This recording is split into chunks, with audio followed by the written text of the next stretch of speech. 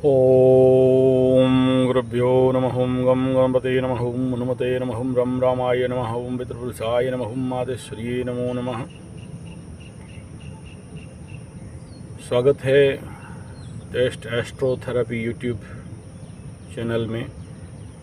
मैं आचार्य संजय ज्योतिष गुरुकुल से आज बात करेंगे राहुदेव नक्षत्र परिवर्तन। हालांकि नोड के हिसाब में ट्रू नोड मीन नोड के अनुसार थोड़ा आगे पीछे जरूर होता है और अलग अलग ऋषियों का, विज्ञ पंडित वर्गों का अनुभव के अनुसार अपने अपने नोड से यह नक्षत्र परिवर्तन या राशि परिवर्तन का विचार गोचर क्षेत्र में करते हैं।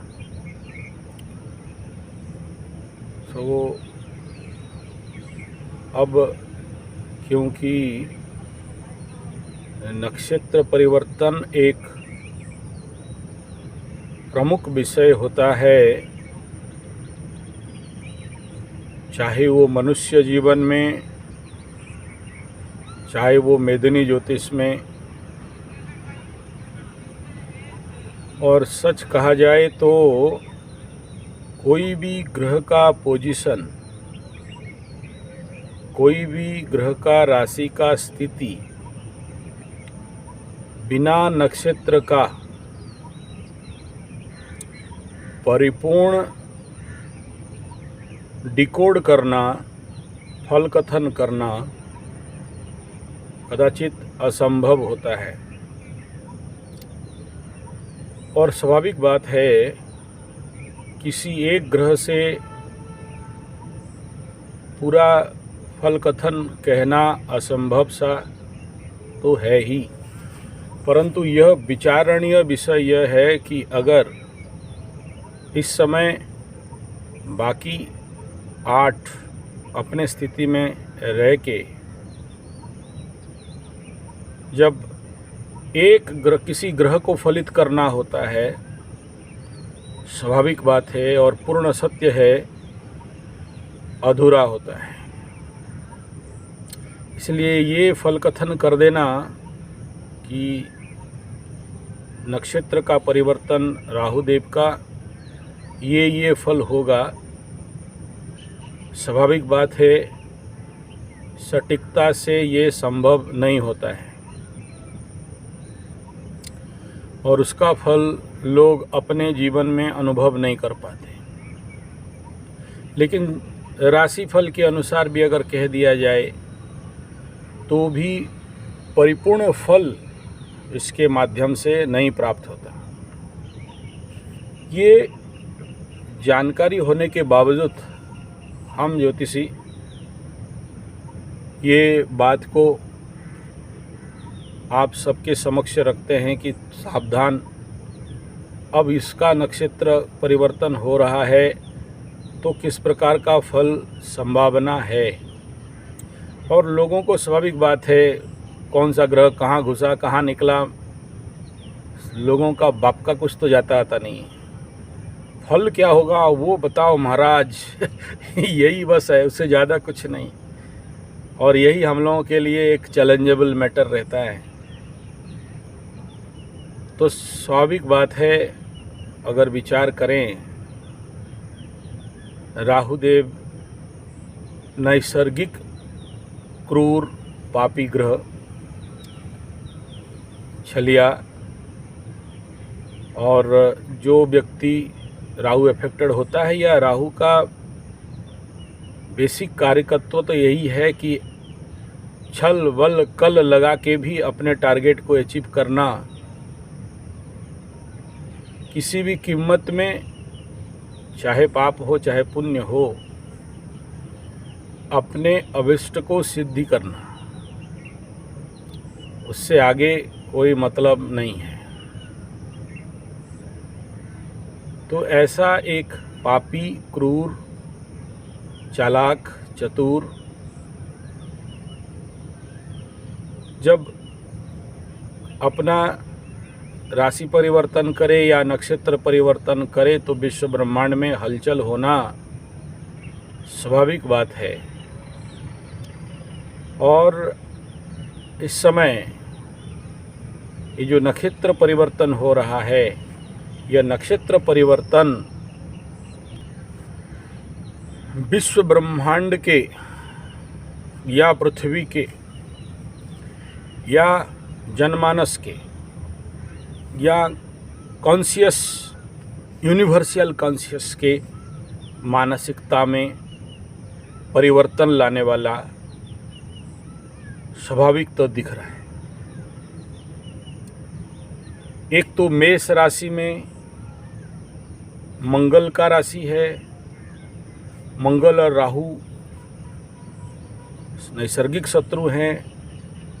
फिर मेष राशि में स्वयं मंगल पधार रहे हैं अपने घर में, और जैसे श्रापित दोष शनि और राहु का एक घर में युति बना के रहना कुंडली का सबसे ज़्यादा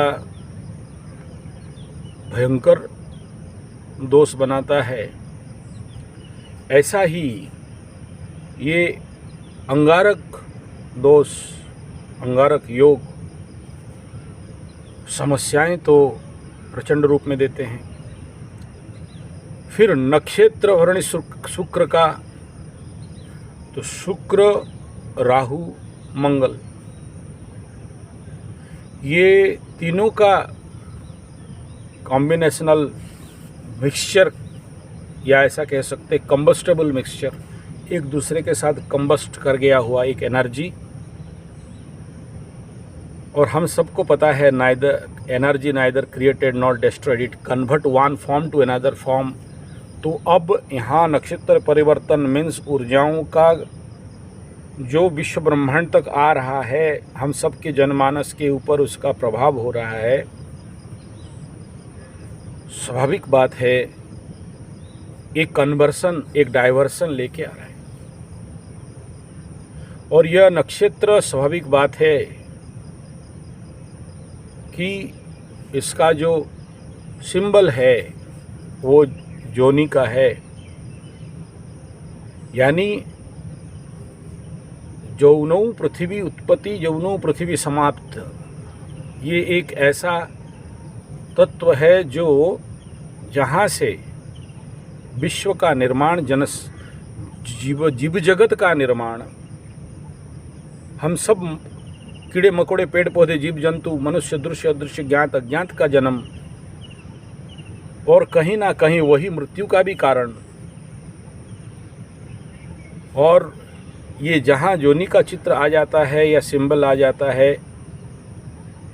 तो आप जितने भी माता रानी का पूजा करते हो तो योनि मुद्रा प्रदर्शयेत तत् नमस्कारम, यानी सीधा सीधा वो माँ जगदम्बे पराम्बा राजराजेश्वरी चैतन्यमयी आनंदमयी कल्याणमयी सच्चिदानंद घनमयी, वो मातेश्वरी के साथ इसका संबंध बनता है।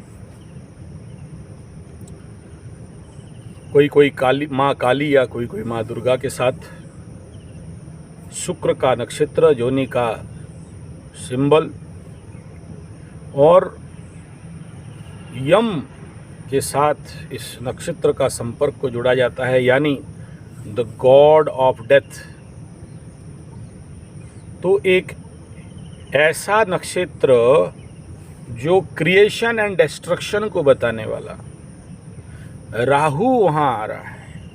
और राहु का स्वाभाविक नैसर्गिक गुण है किसी भी चीज़, किसी भी गुण समूह शक्ति ऊर्जाओं को एम्पावरमेंट करना, एनलार्ज करना और मैग्नेटाइज कर देना, या किसी भी चीज़ को बढ़ा देना। इसलिए कहा गया राहु को भूख। तो जब किसी भी चीज़ को राहु जैसे प्लैनेट एम्प्लीफाई करेगा, और उस शक्ति को हमारे तक, विश्व तक पहुंचाएगा। यानी भरणी का ऊर्जा राहु के, मंगल के, मेष के माध्यम से कालपुरुष कुंडली, मेष कालपुरुष कुंडली का सर, लग्न, यानी सबका सर में अब सबसे पहला जो क्वालिटी, गुण, विचार बढ़ेंगे, वो कहीं ना कहीं कामुकता के ओर ज़्यादा प्रवणता दिखाई देगा। आप अगर किसी का कुंडली में राहुदेव इस नक्षत्र में बैठे हों तो स्वाभाविक ऐसे लोगों के अंदर आप देखोगे ये गुण रहेगा।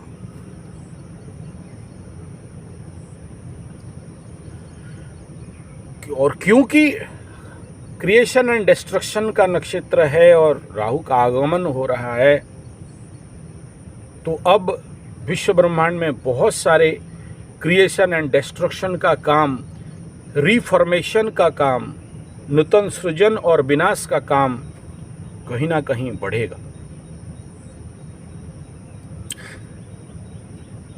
और इसको सपोर्ट करने के लिए सूर्य देव का आद्रा नक्षत्र में प्रवेश, जब धरती में बारिश बढ़ता है, इधर आग, अंगारक, फायर, तो कहीं ना कहीं ये लिंक और समझ और सपोर्ट ऑफ द प्लैनेट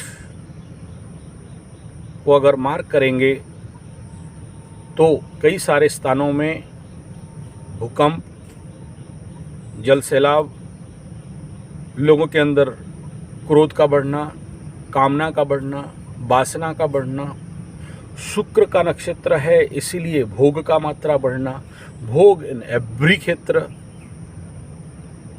हो सकता है रोग का भी बढ़ना, क्योंकि भोग बढ़ेगा, रोग बढ़ेगा, रोग बढ़ेगा, डॉक्टर के पास जाएंगे, डॉक्टर का धंधा बढ़ेगा, नर्सिंग होम का धंधा बढ़ेगा। दोनों तरफ को चिंतन करना पड़ता है।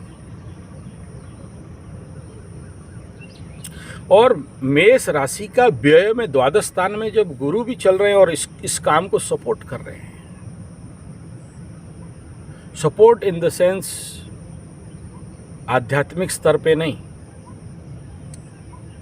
कोई भी ग्रह जब द्वादश स्थान में बैठता है तो स्वाभाविक बात है वो उस एक का व्यय में बैठता है, यानी व्यय का ड्यूटी उसका पहला है।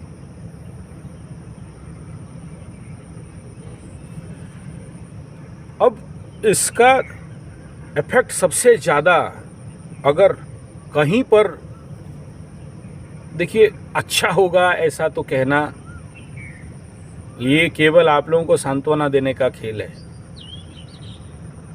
सच कहा जाए तो मेष राशि वाले के ऊपर ज़्यादा इफेक्ट इसका पड़ेगा, पड़ रहा है भी, मैं देख रहा हूँ। अब यहाँ क्रॉस ट्रांजिट हो रहा है, एक तरफ से राहु और एक तरफ से मंगल का मूवमेंट, और वो भी इसी नक्षत्र पद के ऊपर। और जब भी कोई बड़ा प्लैनेट किसी राशि, नक्षत्र, लग्न पे आ जाता है या नक्षत्र पे आ जाता है तो उस नक्षत्र वाले, उसका 3 नक्षत्र और फिर जन्म संपद विपद के अनुसार बाकी नक्षत्र अफेक्टेड हो जाते हैं। तो इस समय सावधान रहना अत्यंत आवश्यक है। डराने का बात तो नहीं कह रहा हूं। तो मैं ये आप जीवन में जब भी देख लीजिए, राहु जैसे स्लो मूविंग प्लैनेट, शनि जैसे स्लो मूविंग प्लैनेट, केतु जैसे स्लो मूविंग प्लैनेट जब भी आपके राशि लग्न पे मूवमेंट करते हैं, हालांकि लग्न में उतना ज़्यादा इफेक्ट मैं देखा नहीं हूँ, बट राशि क्षेत्र में, आपका जन्म राशि के क्षेत्र में इसका इफेक्ट, इसका बहुत ज़्यादा देखा गया है। तो ये एक सामान्य विषय बिंदु है।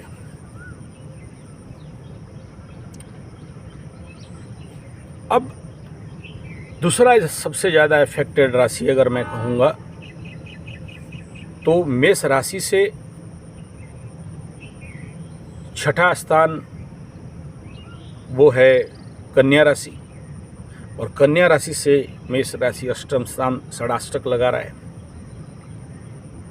तो ये स्वाभाविक बात है, हाईली अफेक्टेड तो होगा ही। तो कन्या राशि वाले भी अष्टम राहु होने के कारण और फिर मंगल उसमें आके अंगारक दोष बनाने के कारण आप देखोगे कन्या राशि वाले कहीं ना कहीं थोड़ा सा ज़्यादा इसमें इफ़ेक्ट होंगे, और होना चालू भी हो चुका है। आप सबको पता है जो प्लैनेट महीना 45 दिन में मूवमेंट करते हैं, 10 दिन पहले से फल देना चालू कर देते हैं। और इसको ज़्यादातर अभी जितना दिन तक शनिदेव कुंभ में हैं और पूरा दृष्टि वहाँ जा रहा है, तो स्वाभाविक ये खेल और ज़्यादा, आप सबको पता है मंगल के ऊपर अगर शनि का दृष्टि आ जाए तो मंगल अपने, स्वाभाविक बात है, पीड़ित होते हैं। राहु के ऊपर शनि का दृष्टि आए पीड़ित होते हैं। तो दो पीड़ित एक जगह में सर के ऊपर कालपुरुष के कुंडली में, तो मेरे दृष्टिकोण से हो सकता है किसी और का और मत हो, मैं जो देख रहा हूँ और जो मुझे दिखाई दे रहा है, और संजय हूँ जो आगे तक दिखाई दे रहा है, तो सबसे ज़्यादा इसका इफेक्ट मेष राशि वाले सावधान होने का आवश्यकता है, और कन्या वाले और ज़्यादा सावधान होने का आवश्यकता है। और सप्तम दृष्टि में सीधा तुला राशि के ऊपर आ रहा है, तो तुला मेष कन्या इनको बहुत ज़्यादा आप सेफ जोन में हो ऐसा कदाचित तो नहीं कहा जाएगा।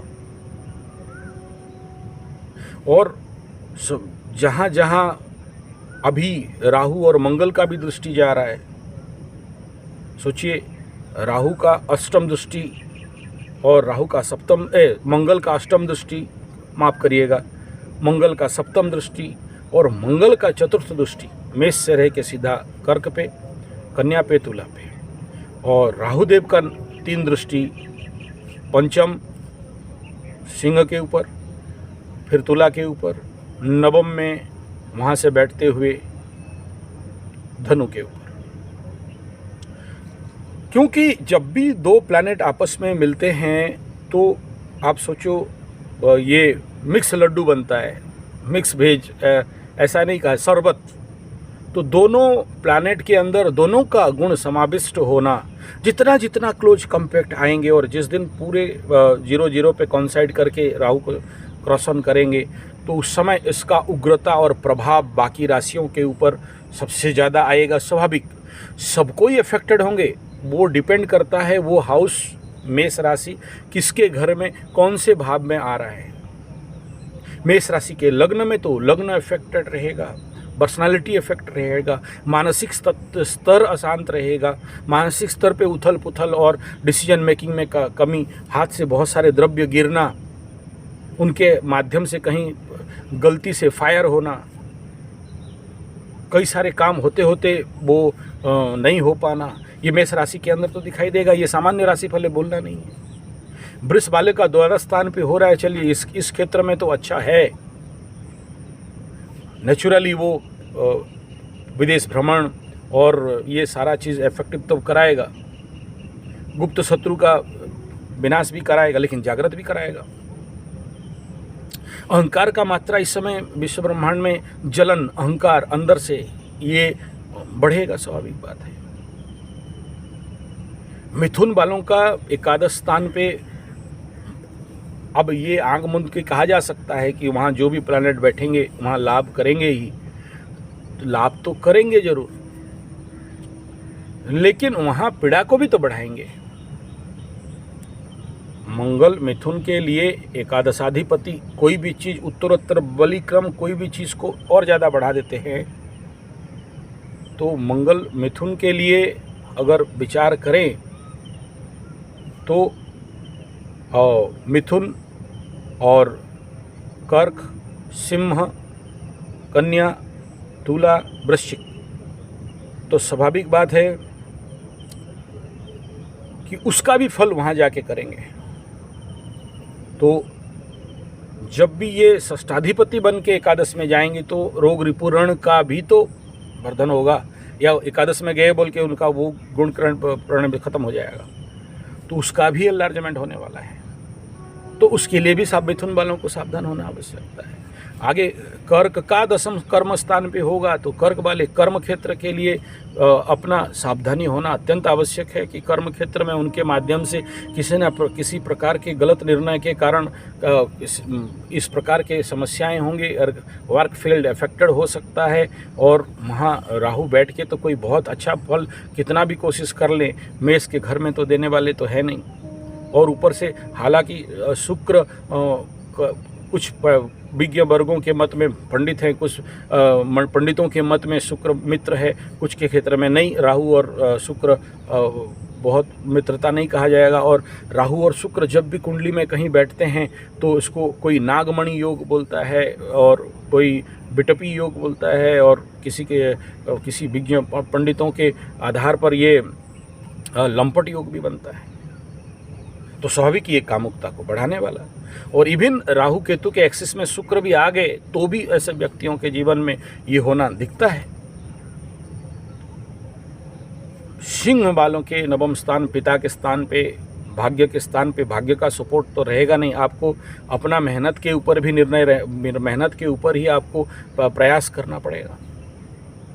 यानी जो इजीली भाग्य आपको सपोर्ट कर रहा था, हालांकि मंगल देव ये करने का कोशिश जरूर करेंगे, लेकिन खुद जब मंगल यहाँ पीड़ित हो रहे हैं और उससे पहले सोचिए आप किसी का घर जा रहे हो या अपना घर जा रहे हो और आके अपना घर में देखते हो कि कोई ऐसा फॉरेन एलिमेंट, पापी, क्रूर, दादा टाइप, छलिया, टाउटर, ठग बैठा हुआ है, तो आप तो पीड़ित होंगे ही। आप तो जैसे ग्रह ऐसे इंसान, और ऐसे ही तो डिकोड किया जाता है।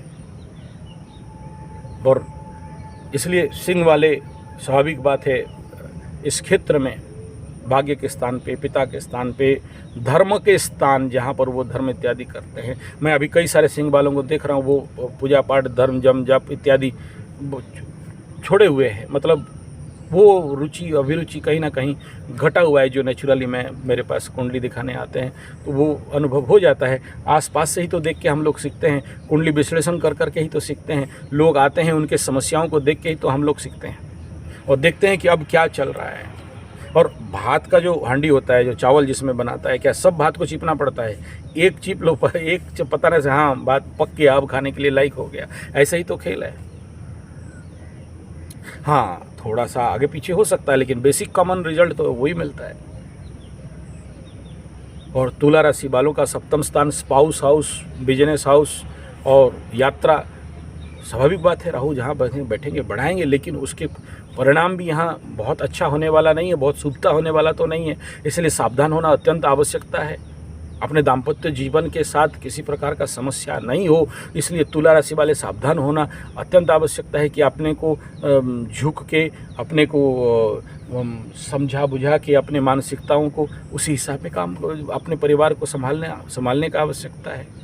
जो पहले से अपने को योग, प्राणायाम, ध्यान, पूजा, प्रार्थना, जप, तप, हवन, कीर्तन, ईश्वर के शरण में है वो तो बच जाएंगे, लेकिन जो पहले से ये इस प्रकार का काम करके आए हैं उनके लिए तो खतरा है। और मेष राशि वालों को और तुला राशि वालों को सबसे ज़्यादा मैं यहाँ आगाह करना चाहूँगा, क्योंकि राहुदेव एक बकरी प्लानेट और शुक्र नारी और नक्षत्र और नक्षत्र योनि, और फिर मंगल पुलिस, मंगल आर्मी, मंगल सेनापति, तो सीधा क्या दिखाई दे रहा है? अगर आप पूर्व से कोई इसी प्रकार का लीगल इलीगल काम कर रहे थे, चाहे वो सेक्स स्कैंडल हो, चाहे वो आप मतलब सरकारी क्षेत्र पे ठग रहे थे, पैसा ठग रहे थे, या छुपा हुआ इलेक्ट्रिक लाइन भी लाए थे, या जो भी बाईपास किए थे, या कोई भी आप इनकम टैक्स ठग रहे थे, कुछ भी, वो डिस्क्लोज होगा।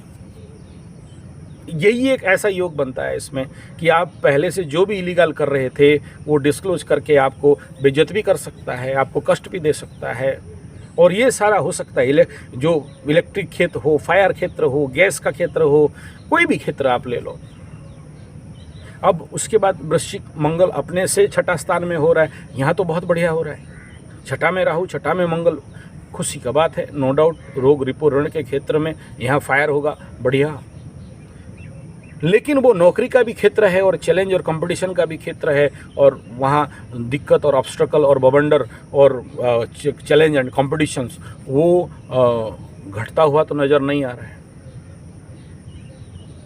उसके बाद बात करेंगे धनु राशि का। तो धनु राशि के लिए ये स्थान स्वाभाविक बात है, पंचम स्थान, संतान स्थान, हृदय स्थान, उदर स्थान, ये आध्यात्मिक स्थान, शिक्षा क्षेत्र, एजुकेशन, लव एंड अफेयर्स।